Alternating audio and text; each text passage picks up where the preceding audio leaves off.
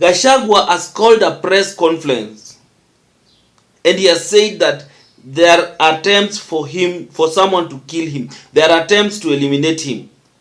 That is what Gachagua said in a press conference. You know, this is a serious matter, and this is something that life is not something that you joke about.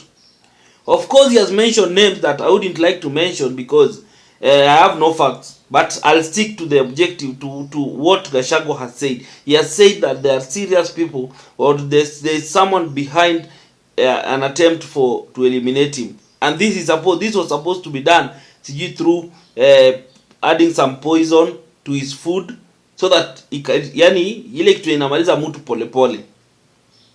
But now my question is, like, who in his wildest imagination would think of doing to do such a thing? Especially, and even with the position that now Gachagua holds in the society, because the truth of the matter is Gachagua right now amefika mahali that this is not a politician that you just wash away, that you just do away with him vile unataka anyhow and nini. It can have serious repercussions. But anyway, before I go into the details and everything, if you are new to this platform and you are coming here for the first time, kindly take a second to subscribe and to hit the notification bell so that anytime I post a video, you will always be the first to watch. My name is the African Updater, and what we do here is simply analyze politics in the best way possible that we understand it, but at the same time we do it very objectively. We don't insult, we don't use any language that is abusive or anything. So if you are new to this platform, kindly subscribe, and then kama kawaida, I'll be back.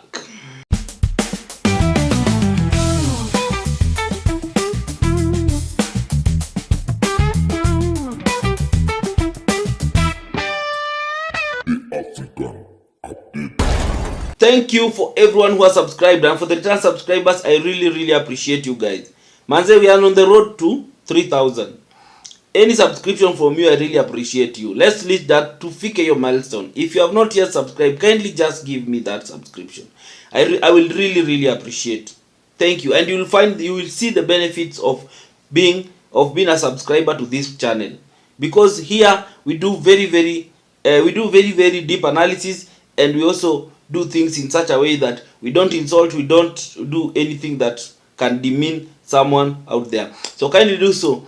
And for those people who have been sending some contribution to support the channel, I really appreciate you guys. Thank you so much. Now back to my video. I've said clearly that Gachagua has come out in a press conference to say that his life is in danger, and there are some people who are attempting to take away his life. That they tried this several times, and now they have seen that it has become very impossible because of the security that Gachagua akonayo. So what are they trying to do? They are saying that someone very powerful has instructed that his bodyguards be disarmed, so that anytime Gachagua will now be in a public space, he will be vulnerable. So that anytime goons are sent, he will be vulnerable. Remember, this thing happened. Gachagua has been attacked severally. He was attacked in Limuru, where he almost got killed. And then that was in a church function. And then another church function here in Nairobi, where he was also attacked. He has been attacked almost 3 times. And also there was a time alitupiwa tear gas while he was attending a church function.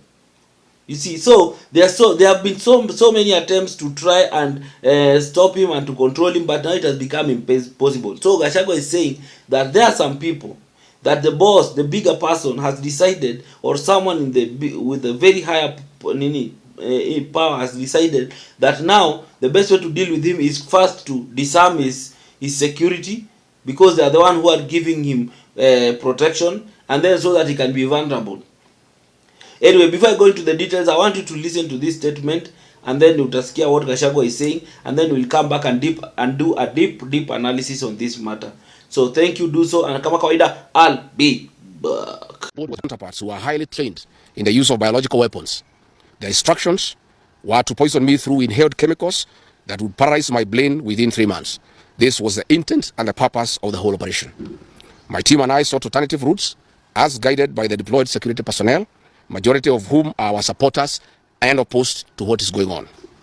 We have credible information that President Ruto has directed that my private security personnel be disarmed and be targeted for withdrawal of their licenses so that they can leave me vulnerable to allow room for goons to attack and possibly eliminate me. President William Ruto has expressed ungovernable anger that the state-sponsored goons are being overpowered by my private security personnel who are licensed gun holders. President Ruto is furious that the people of Kenya have not forgotten about the Kiambaa Church massacre, where children and women were tortured in the 2007 and /8 post-election violence, and is unhappy that I keep on reminding the people of Kenya of the heinous act. I want to say that although Kenyans forgive each other, they cannot forget this, and there is nothing the president can do about it. The president was also utterly livid that I exposed his grabbing of 5-acre piece of land inside Gong Forest, where he intends to put a private hotel. About my statement on post-election violence, this was a precautionary statement and not incitement. It is based on historical facts and past electoral experiences of 1992, 1997 and 2007 controversial elections that we must have a free and fair election in 2027. Mmesikia hiyo statement ya Gachagua and what he has said. You have all listened to that and what he said. Now, I want us to look critically. Number one, is it possible that someone can plan such a thing for Gachagua? Number two, because there are two scenarios. First, it can be something that someone indeed is planning to eliminate him. Number two, it can be Gachagua is using that as a way of first winning Kenyan sympathy on its side, and also to keep government in check, so that anybody in the government who is trying to plan such a thing will not be able to plan it, because ni kama it's like putting them on check. So what are the meaning of this? So let us look at the first scenario. Why would someone feel like he wants to eliminate Gachagua? That is a scenario that is very, very much possible. Number one, it's possible because Gachagua has been a pain in the ass of people in this government. Let me just say that. I wouldn't like to use that language. So the government, let's just say the Gachagua has been a pain to this government. Gachagua has constantly been highlighting some of the things that this government is doing secretly. The kind of looting, the kind of things, Gachagua has been pointing out things that even the government imekuwa in a position whereby wanashindwa hata kujidefend. Like the issue of that hotel yenye inajengwa Gong. It was very hard for someone to come out and defend it. It was very, very hard.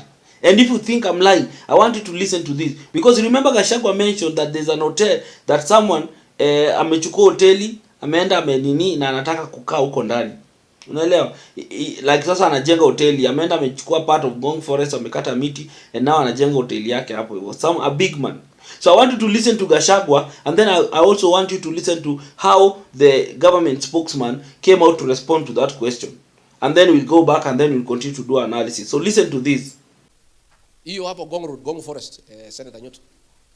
Jana nilipoongea, rais ndiye anataka kuchukua 5 acres hapo Gong Forest, ajenge hoteli na anajengewa na ile watu wanajenga stadium ile ya Talanta Hela, ndio isafu hiyo stadium.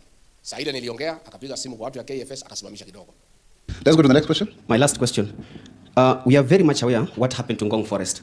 There was a public outcry when the trees were being felled. And Kenyans asked, mbona msitu wa Ngong unaangushwa? Jawabu ambalo tulipata kutoka kwa the then cabinet secretary wa mazingira alitueleza kwamba wanaangusha miti ambayo imezeeka, ambayo haina umuhimu wala faida kwa Kenya, ndio wapande miti ambayo inaleta umuhimu na faida kwa Kenya. Ujenzi ukaanza. Serikali ilijua kile ambacho kilikuwa kinafanyika. I&M Foundation na serikali ya Kenya walishikana kuleta ujenzi ambao walisema ulikuwa pia uleta manufaa kwa Kenya. Suddenly, mbona ujenzi huu umesitishwa? Asante sana. Msimamo wetu kama serikali ni kwamba tutaendelea kupanda miti, sio tu katika Ngong, msitu wa Ngong, lakini pia misitu mingine yote ambayo iko hapa nchini, na pia tunasisitizia pia Wakenya waweze kupanda miti, hususan hata katika mashamba yao madogo madogo, ndiposa tuweze kuwa na miti bilioni 15 kama vile ilivyokuwa ni agizo ama azimio la Mheshimiwa Rais. Kwa hivyo kama kuna jambo lolote ambalo linakiuka mwito ule, liwe ambalo limeweza kufanyika kutokana na maamuzi ya asasi zote.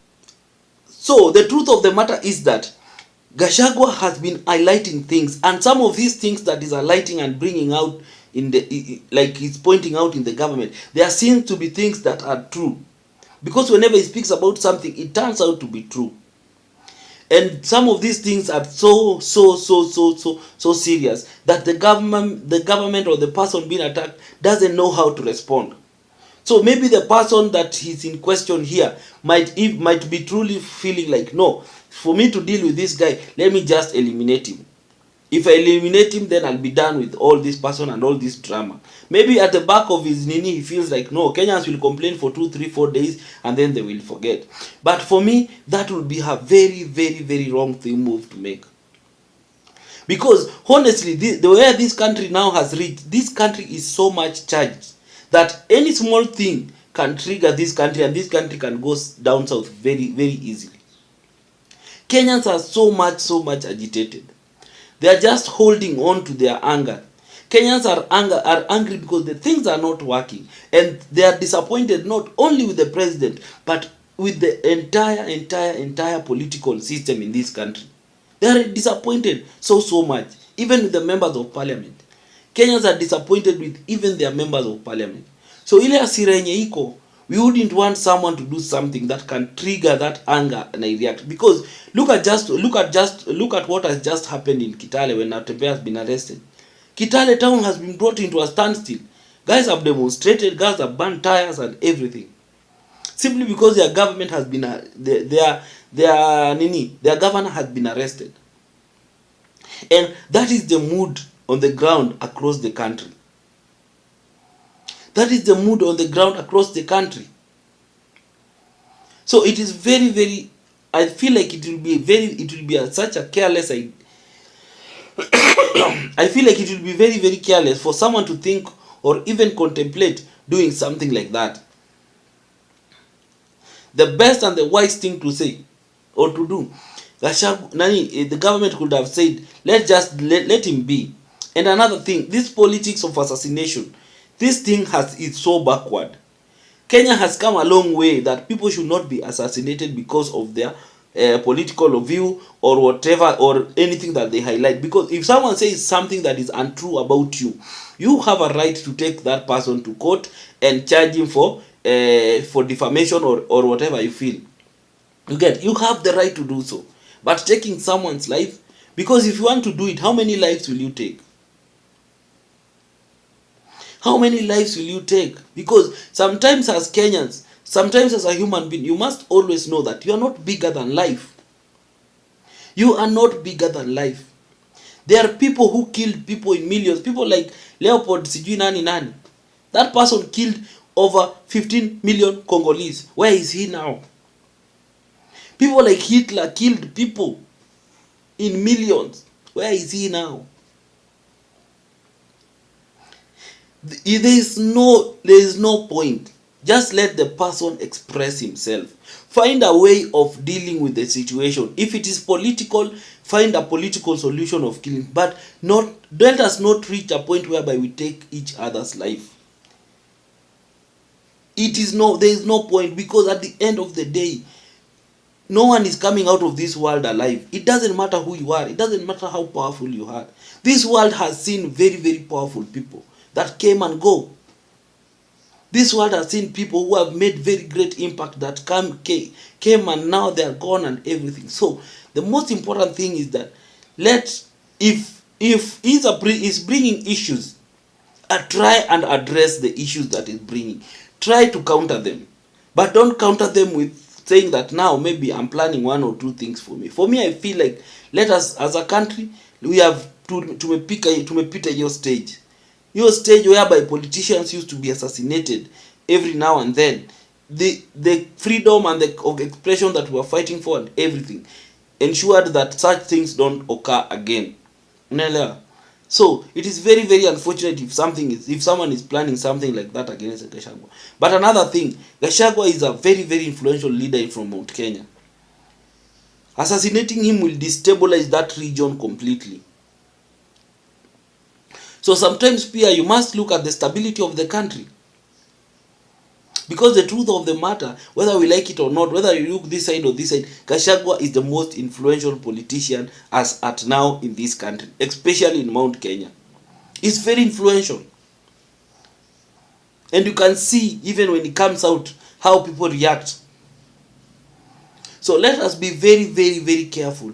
Even as we try to handle our political matters, let us be very, very careful how we deal with our political emissaries. If we don't agree with them, let us deal with them in a way such that we like we preserve the dignity of life and everything. Another way to look at it is this way. Gachagua might just be saying these things so that he can first gain a political mileage. Unajua, when you see things, because politicians, let me tell you, politicians are very funny people. They will do anything for clout. They will do anything to gain mileage and everything. So this might just be a move by Gachagua to try and gain political mileage. And because when he comes out and criticizes the government and tells them, oh, you you people are planning this against me, nini. Of course, his supporters will take that to the heart. They will sit down and realize, oh, one of us is being attacked. One of us wants to be eliminated. One of us wants to nini. And now they will feel the urge to protect him, the urge to come out, the urge to nini, and the urge to yani yo hasira yao ita nini. So itaongezeka. So that is also another way of trying to now gain fanatical supporters, gain sycophants, people who are now willing to die for you because they feel like their person, their leader are under attack. That's another way. And another thing is that to keep the government in check, because he understands that he has attacked government so much, and he understands that the government has all the necessary mechanism to make sure that if they want to deal with him, they'll deal with him. So maybe he's just coming out to put the government in check and to tell them, I know what you're doing, or if you are planning such a thing, forget about it, because now Kenyans already know. So kama kuna plan mnakaa, whether mmesikia ama hujasikia, because this is a person that Gachagua at the end of the day pia he receives intelligence. Who anaambiwa, remember there are people in this government who are working for the same government, but they are not happy with that government. So they are telling us, oh, nini, all manner of stories and everything, but they are not happy with that government. So watachukua information, or they will leak the information to Gachagua, the same way they have been leaking information to Raila. But I think for Gachagua, the way Gachagua now anatoa hizi masiri, like it's someone mwenye, like he has so much information. So it is also a way of putting the government in check. Maybe there is something amesikia, and that's why there's some intelligence amepata, and that's why he's bringing out this issue, so that the government waache. Because the truth of the matter, if such a thing is already out and then something happens to Gachagua, then we all know where we will point to our fingers at, and it might not turn out for the government very well. And another thing, if someone is thinking of even winning an election in 2027, you cannot think with that idea of eliminating Gachagua at this point. You get? You can be politically smart and find other ways to neutralize Gachagua by 2027 and neutralize him politically, so that he doesn't have that significant. You can sit down and think of such ideas. I think that one would work better rather than sitting down and taking some planning to take maybe someone's life. Because look at the history. People like J.M. Kariuki, until now Kenyans are still agitated with the murder of J.M. Kariuki. There people like Robert Ouko, people like Tom Mboya. The society never forgets such things, and it becomes so hard to even shed off such, like kujitoa kwa hizo ngori. Unaelewa? So I think those are the most that is the way I see all this scenario. I've given you the 3 scenarios that I think, because now it might be something that indeed they are planning, and then there's that maybe to gain political mileage and to gain sympathy from the nini, ama is just to put the government in check. So I don't know what you think. You can share your view in the comment section, what you think about this whole thing.